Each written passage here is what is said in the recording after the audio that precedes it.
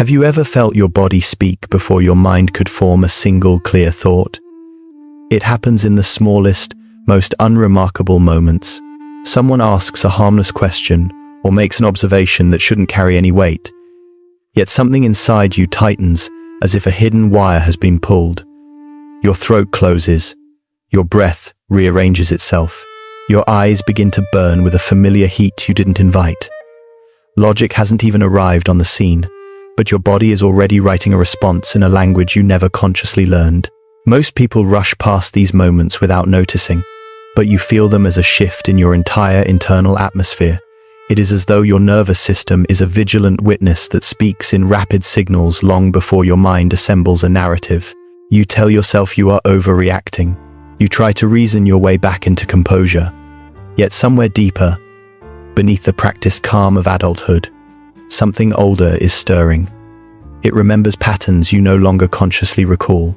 It flinches at tones you have learned to ignore.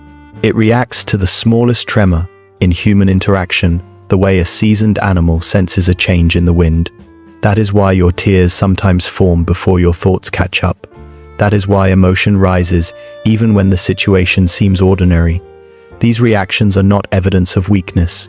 They are traces of a system that once had to respond quickly to survive. When your eyes fill faster than your mind can interpret the moment, it is not a failure of strength. It is your history speaking through the body that still carries it. Science offers a quiet explanation for this speed, one that unfolds beneath your awareness long before you feel in control of anything. Inside the architecture of your brain, the emotional circuits are designed to move first. The amygdala can register threat or tension in a fraction of a second, sending signals through your body before the prefrontal cortex even begins to form a rational response. It is an ancient system built for survival rather than clarity.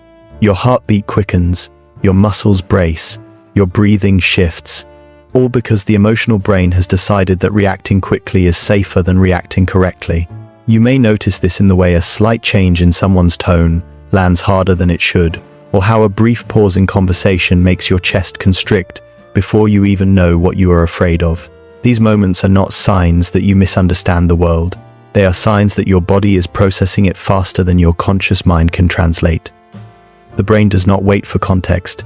It reacts to patterns, to echoes of past experiences, to the faintest vibration of uncertainty in the present moment.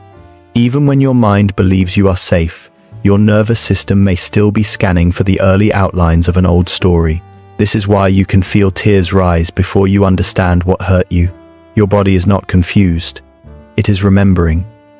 The emotional pathways that shaped you long ago still operate at full speed, attempting to protect you from familiar pain. What you experience as sudden overwhelm is often the result of a brain that learned to prioritize immediacy over interpretation. You are not losing control. You are living with a system that was built to feel first and explain later. Long before you had words for any of this, your emotional patterns were already being shaped in the quiet corners of childhood. A child does not need explanations to sense the weather of a home. Long before understanding conflict, a child can feel tension settle into a room the way fog settles into a field. The nervous system absorbs tones, pauses, footsteps, and the heaviness in the air with a precision far greater than memory. Long before you learned vocabulary, your body learned atmosphere. Perhaps you were the child who noticed the shift in an adult's expression before they spoke. You felt the tightening of a jaw, the drop in a voice, the fatigue hidden beneath a forced smile. You did not know these sensations as signs of stress or conflict. You only knew that something was changing and that you needed to brace for it. In those moments, your tears were not emotional decoration. They were communication. They were instinct. When comfort arrived inconsistently, your body learned that subtle signals were not enough. It learned to speak louder, faster, with more urgency. A raised voice or a slammed door taught your nervous system to read minor cues as warnings. A moment of emotional neglect taught it that reaching out softly might go unnoticed. A rare moment of affection taught it that tenderness was unpredictable, something granted rather than given. Every experience wrote itself into your internal wiring. When a child cries and is met with warmth, the body learns that expression is safe. When a child cries and is met with dismissal or irritation, the body learns that emotion is a risk. When a child cries only to receive attention, the body learns that distress is the only reliable language for connection. None of this is remembered as story. It is remembered as sensation. This is why your reactions today can feel larger than the situations that trigger them. You are not responding to the present alone. You are responding to the accumulated echoes of moments when your younger self had to navigate uncertain emotional terrain without guidance. Attachment theory describes this as the early mapping of safety, the way a child organizes its emotional world around availability, consistency, and attunement. But long before theory named it, your nervous system was living it. It built reflexes to help you survive confusion, unpredictability, and unmet needs. The reflexes remained even as circumstances changed. What you now call overreaction was once adaptation. What you interpret as fragility was once intelligence. Your body learned to protect you before you understood what protection meant, and it kept those lessons because no one told it to unlearn them. This is why your emotions sometimes rise with a force that surprises even you. They are not evidence of immaturity. They are traces of a younger self who learned to feel intensely because that was the surest way to be heard. As you grew older, the world added another layer to this early wiring, teaching you that the very sensitivity once used for survival now needed to be hidden. Society does not announce these rules. It teaches them through glances, shifts in tone, and the subtle discomfort people show when emotion enters the room. In childhood, tears may have summoned comfort. In adulthood, they often summon judgment. You learn this not through direct instruction but through the quiet corrections of social life. A teacher telling you to calm down in front of your peers. A parent sighing in frustration when your voice began to shake. Friends exchanging quick looks when your reaction seemed too intense for the moment. Each experience shaped an inner conclusion. Emotion must be contained to be acceptable. By the time you reached the world of work, the lesson was already deeply embedded. Professionalism became synonymous with silence. Composure became a currency that bought credibility. You watched people who displayed very little emotion rise without resistance, while those who felt more visibly were treated as unreliable or immature. The message was unmistakable. Strength was defined by the distance you could keep from your own inner life. For many, the pressure was even sharper. Men were often taught that expressing emotion meant weakness. Women were often told that their emotional display confirmed stereotypes rather than humanity. Sensitivity in any form became something to be managed, softened, or apologized for. Even in relationships, the place where vulnerability should breathe most easily, you may have felt the pressure to stay composed. Partners who did not understand your depth interpreted your tears as manipulation or instability. Disagreements became minefields, where the fear of crying overshadowed the conversation itself. Slowly, the natural reflexes you developed in childhood collided with the cultural expectations surrounding adulthood. You began to form a mask, one carefully shaped to appear calm, even when your body trembled beneath it. You practiced holding your voice steady. You learned how to swallow emotion mid-breath. You became fluent in pretending you were unbothered, even when your heart was racing. But this mask came at a cost. It never truly fit your face. It demanded constant attention, constant rehearsal, constant vigilance. You wore it to protect yourself from judgment, yet it amplified the very loneliness you hoped to avoid. The world admired your composure, but never saw what it required of you. It never saw the quiet exhaustion that followed each moment of holding yourself together. It never saw the way your body paid the price for the calmness your culture demanded. In the end, the mask kept you accepted, but it never kept you whole. Over time, the effort to maintain this mask begins to shape the very rhythm of your inner life. You start moving through the world as if every interaction carries potential danger. A simple question from a colleague feels like an evaluation. A delayed text from someone you care about feels like distance. A neutral expression on another person's face becomes a silent withdrawal of affection. Your nervous system, conditioned by early uncertainty and later reinforced by social expectations, reacts long before your rational mind can soften the interpretation. What others see as ordinary moments, you experience as signals that require immediate emotional adjustment. This creates a state of constant vigilance, a quiet tension that settles into your body until it feels permanent. You might notice it in the tightness in your shoulders that never fully releases, or in the way your breath stays shallow even on calm days. The body holds on to protective postures long after the threat has passed. This is not because you are dramatic or fragile. It is because your system has learned that the safest position is readiness.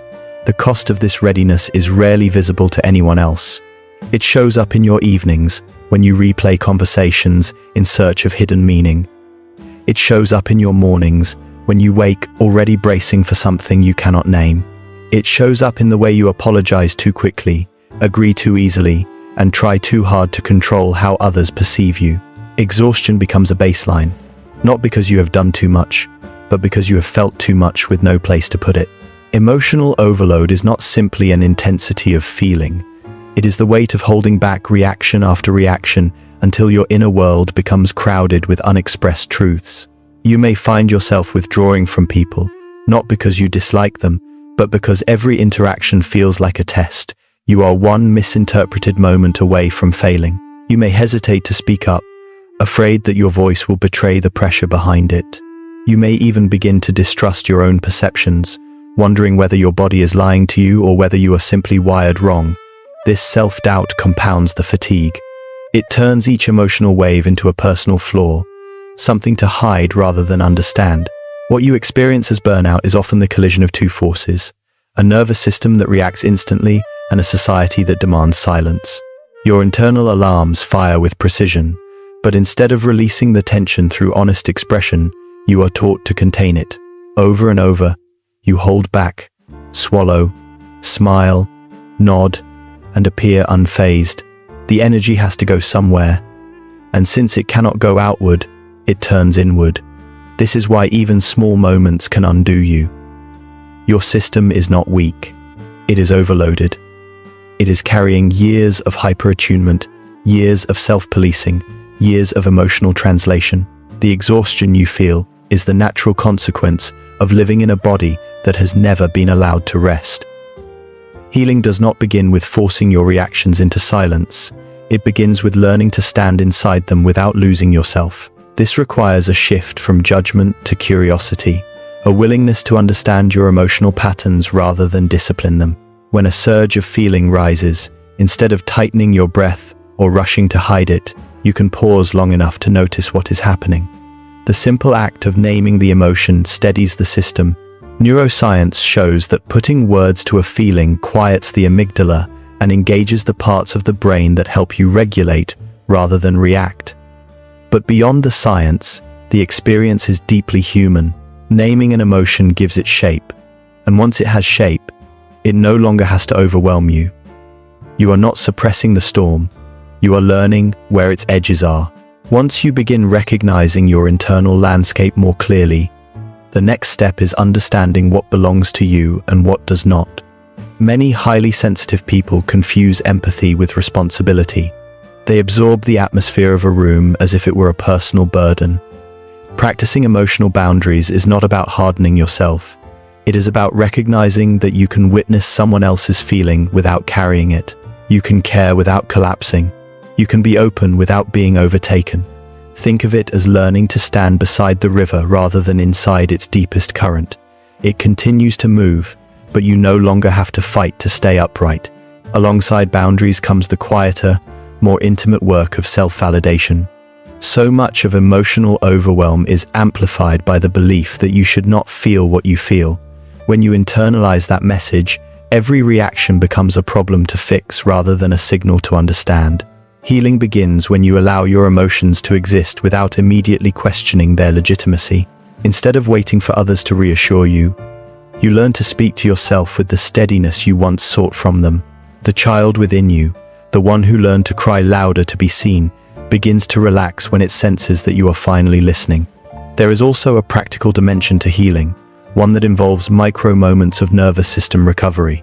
Softening your shoulders, lengthening your exhale, grounding your feet on the floor, or taking a brief step away from an overstimulating environment can interrupt old patterns before they cascade into overwhelm. These small acts are not trivial. They are subtle negotiations with a system that has lived in high alert for too long. They remind your body that safety is available in the present moment.